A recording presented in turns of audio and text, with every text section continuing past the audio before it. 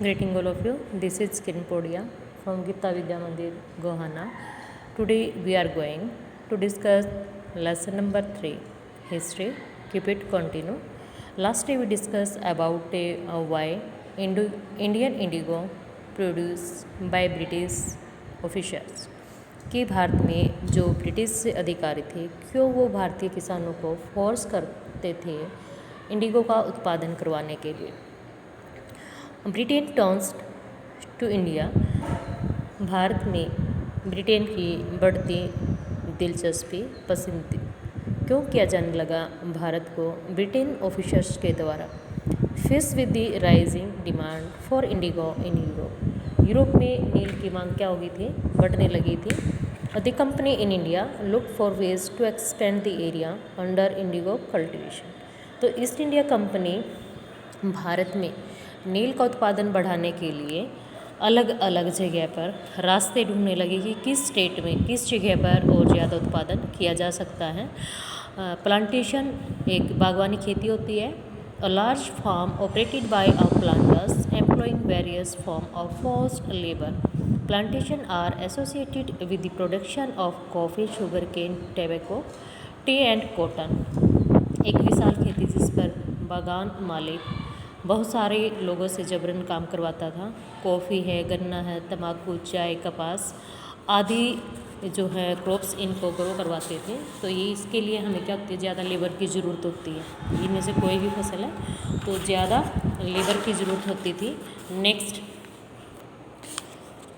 From the last decade of the 18th century, indigo cultivations in Bengal expanded rapidly and Bengal indigo came to dominate in the world market.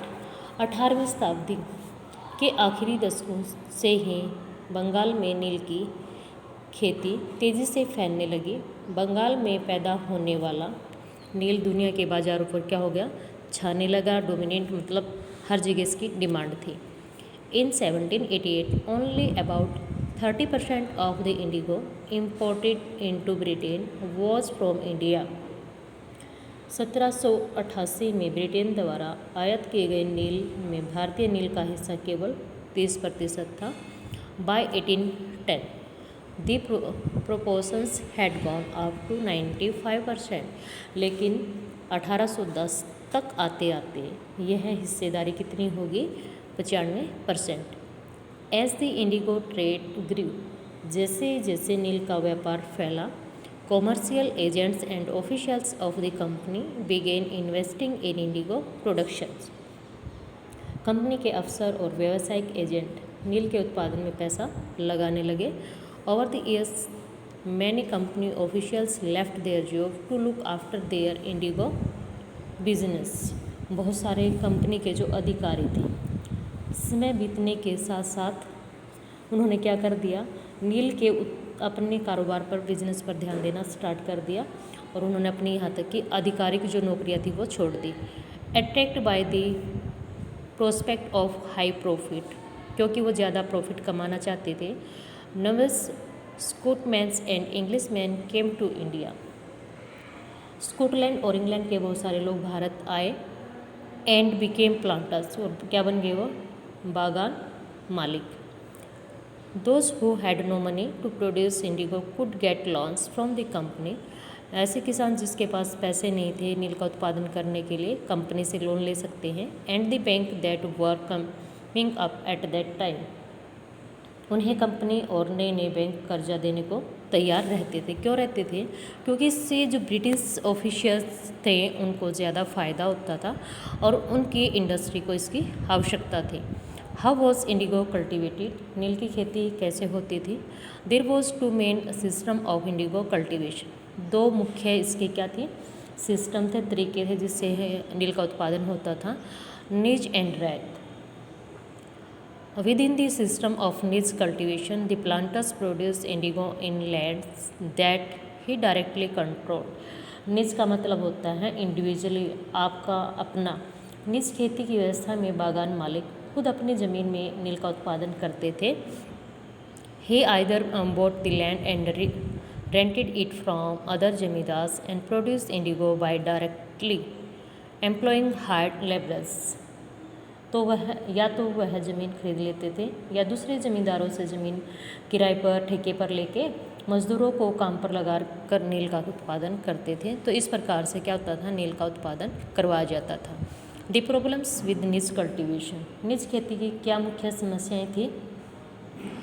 The planters found it difficult to expand the area under nij cultivation, बागान मालिकों को निच की खेती का क्षेत्रफल फैलाने में मुश्किलें आ रही थी। Indigo could be cultivated only on fertile land, और इंडिगो का उत्पादन कहाँ पर होता था? जो अच्छी उपजाऊ ज़मीन होती थी। And this were all already densely populated, और ऐसे एरिया पहले से क्या थे? बहुत ज़्यादा आबादी वाले होते हैं।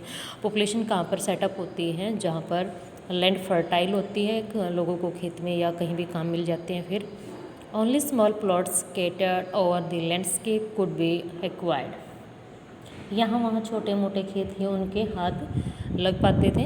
Planters needed large area in compact blocks to cultivate indigo in plantations, नील की खेती करने के लिए उन्हें बड़े बड़े भूखंडों की क्या थी? ज़रूरत थी। इस तरह की ज़मीन उन्हें कहाँ से मिल सकती थी? ये क्वेश्चन उनके माइंड में था कि कहाँ पर वो ज़्यादा उत्पादन करवाएं। Where could they get such land, यानी बड़ी ज़मीन, बड़े बड़े एरिया कहाँ मिले उनको? They attempt to lease in the land around the indigo factory and evict the peasants from the area, but this always lead to conflict and tension. इससे क्या हुआ? उन्होंने नील की फैक्ट्री के इर्द गिर्द पट्टे पर ज़मीन लेने का प्रयास किया। पट्टा मतलब ठेके पर, और वहाँ के जो किसानों को वहाँ से इविक्ट मतलब हटा दिया। और इसके बाद क्या होता है? टकराव और तनाव की स्थिति पैदा हो जाती है आपस में, मतलब किसान क्या है, लड़ने को तैयार हो जाते हैं। बहुत सारे किसान ठेके पर देना या इंडिगो के अगेंस्ट थे। Nor was labour easy to mobilise, मज़दूरों का इंतजाम करना भी क्या था? मुश्किल, क्योंकि बहुत सारे ऐसे एरियाज़ हैं जहाँ पर हम मूवमेंट करना पसंद नहीं करते। मोबालाइज होता है एक स्थान से दूसरे स्थान पर जाना। A large plantation required a vast number of hands to operate, बड़े बागान के लिए बहुत सारे मज़दूरों की क्या होती थी? ज़रूरत होती थी। And labour was needed precious at a time when peasants were usually busy with their rice cultivations, मज़दूरों की ज़रूरत भी सबसे ज़्यादा उसी समय होती थी जब किसान क्या करते हैं? अपने धान की खेती में व्यस्त होते थे। अब धान की जैसे कि लगा रहे हैं हम धानों को, तो इस टाइम पर लेबर की ज़्यादा ज़रूरत है। फिर जैसे कटाई होगी तो भी बहुत ज़्यादा लेबर की हमें ज़रूरत होती है। नॉर वॉज लेबर, यानी इसके लिए क्या हो जाता है? बहुत ज़्यादा मुश्किल टाइम हो जाता है कि किस प्रकार से फिर वो इसका इंतजाम व्यवस्था करें। निच cultivation on a large scale also required many ploughs and bullocks, निजी व्यवस्था जो थी इस पे क्या होता था? बड़े पैमाने पर निज खेती के लिए हल की बैलों की आवश्यकता होती थी, क्योंकि वो टाइम जब हम खेती किसकी सहायता से करते थे? पाल्क और बलक यानी बैलों की सहायता से।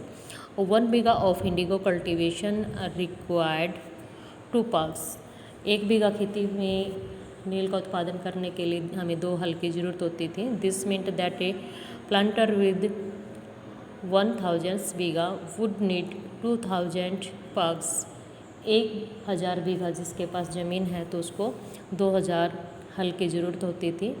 इन्वेस्टिंग ऑन परचेज, जब इनको खरीदने पे हम पैसा लगाते हैं। Maintenance of parks was a big problems,